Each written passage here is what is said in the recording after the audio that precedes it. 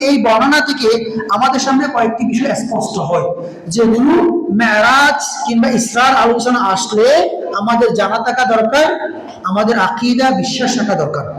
Number 1 হলো যেটি সুবহানাল্লাযী দিয়ে শুরু হয়েছে।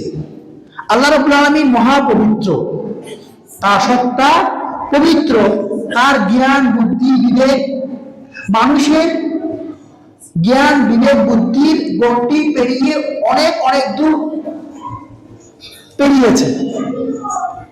তার জ্ঞান বুদ্ধি বিবেক আল্লাহ রাব্বুল আলামিনের ইলম মানুষের জ্ঞান বুদ্ধি বিবেকে অনেক অনেক উপরে। এবং ইসরা মেরাজের যে ঘটনা ঘটেছে এটি মানুষের সীমাবদ্ধ বিবেক বুদ্ধি জ্ঞান দিয়ে হিসাব বিকাশ করলে পাওয়া যাবে না, তাদের জ্ঞান বুদ্ধি হিসেবে বাইরে। 2 নম্বর এই আয়াতগুলো থেকে যেটি আসে সেটি হলো ইসরা এবং মেরাজ রাতে সংঘটিত হয়েছিল। আল্লাহ কি বললেন? লাইলাম মিনাল মাসজিদ, এই ঘটনা ঘটেছিল কখন? রাতে।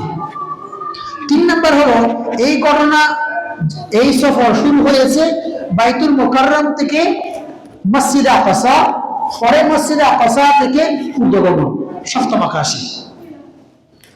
4 নম্বর হলো যে বাইতুল মাকদিস এবং তার চারপাশে এলাকাকে রব্বুল আলামিন বরকতময় করেছেন। আল্লাযী বারাকনা হাওলাহু, মসজিদে আকসা যার আশপাশকে আমি বরকতময় করেছি।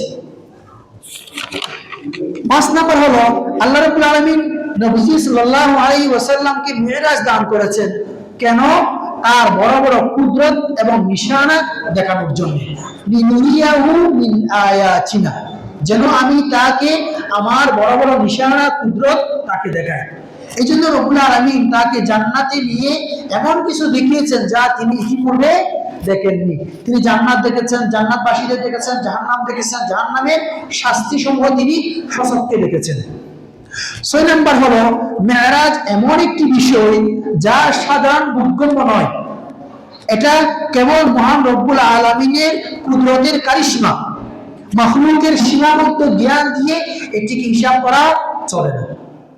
তাহলে কুরআনুল কারীমের সূরা বনী ইসরাঈলের প্রথম আয়াত এবং সূরা নাজমের কয়েকটি আয়াত থেকে আমরা মোটা দাগে এই 6টি বিষয় ইসরা এবং মেরাজ সম্পর্কে জানতে পারি।